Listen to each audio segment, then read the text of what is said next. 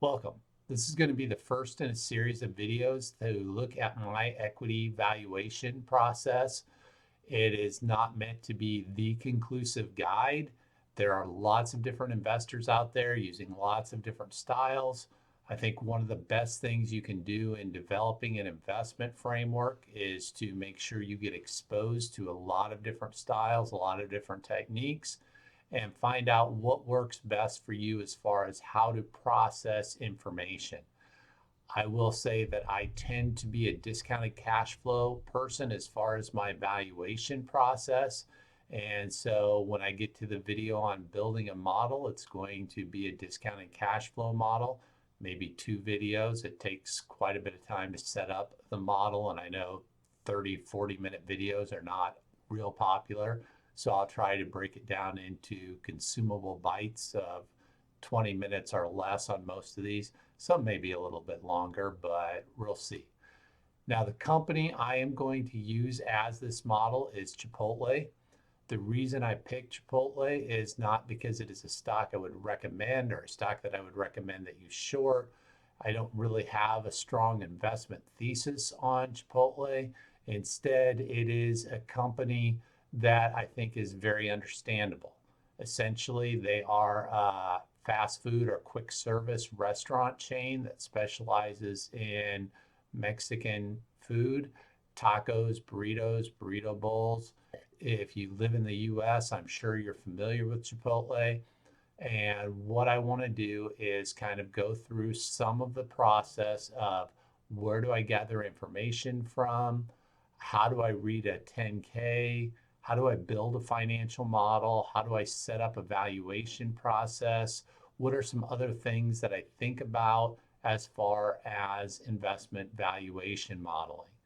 And so, again, not the conclusive guide, just one person's viewpoint on how to walk through the valuation process. So as you can see, I started up here with Google. First thing that I'm going to do is go to the company's investor relations page. This is something that I think is a great access point, a great way to start gathering information. And so I'm going to go to Chipotle Investor Relations. Just Google that, takes me right to their Chipotle webpage for investor relations. Almost all publicly traded companies are going to have an investor relations page. Some of them are going to have a lot of information up there. Some of them are going to have a little information up there. But almost every publicly traded company is going to have information available for you. And so here we are with Chipotle's investor relations page. They call it the investor room. Starting out with some announcements. These are going to be updated fairly regularly. Got the annual report, some various events. So Chipotle Mexican Grill second quarter 2020 results are coming up July 22nd, 2020. If you want to contact them, there's an email, all kinds of different information. And up top, you can see there's some links to certain types of information that you might find helpful. Now, one of the places that I typically will start is I'll see if there are any presentations. Here you can see that their presentations are basically non-GAAP reconciliation. So how to report information that maybe is not aligned with generally accepted accounting principles and what are the adjustments. That's not going to be that interesting to me up front. I might take a look at that later on, but a lot of times what you'll find is companies will have investor relations presentations. Now, if they have those, always take them with a huge grain of salt. Remember, this is the company presenting their story. They're not lying. Well, some companies might be, but most of them are going to be honest about it. But they're trying to present their company in the best possible light. And if you think about that from a human behavior perspective, that makes sense. It's not even something that they're really thinking of as how much should I spend this data. If you are an executive working for a company, most likely you're going to feel relatively confident that your company is good. For example, as I'm filming this, I work at Pittsburgh State University. I talk to prospective students on a regular basis. I give them a sales pitch for Pittsburgh State University, and I'm not lying in the things I'm saying. I happen to think that we do have a good finance program. Is it Wharton or Chicago? No, it's not meant to be. But I think that if you're a student and you come to Pittsburgh State University to study finance and you put some effort into it, you're going to have a really good educational opportunity.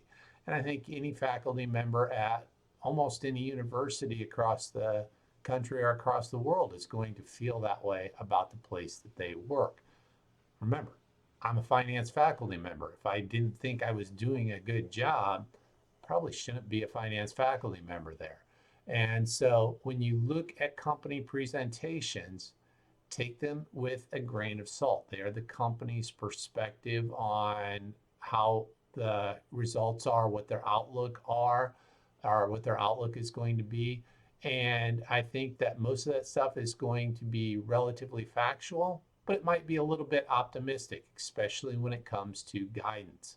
Now, as I'm filming this, it is June 30th, so we're still in the midst, at least in the US, of the COVID-19 pandemic.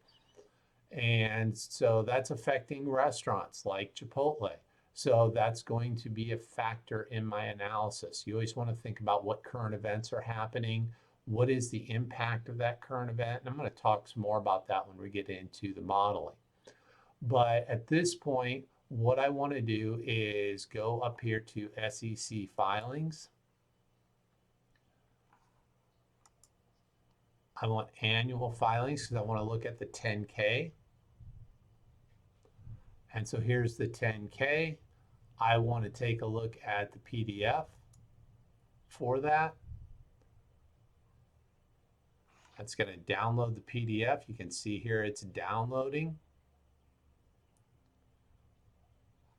And once that's downloaded, I just click on the file. It opens it up.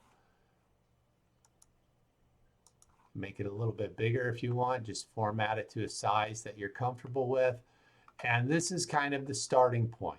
So my next video is going to introduce the 10K briefly. I'm going to highlight what some of the things on the 10K are. And then I'm going to focus on the financial statements and building the financial model.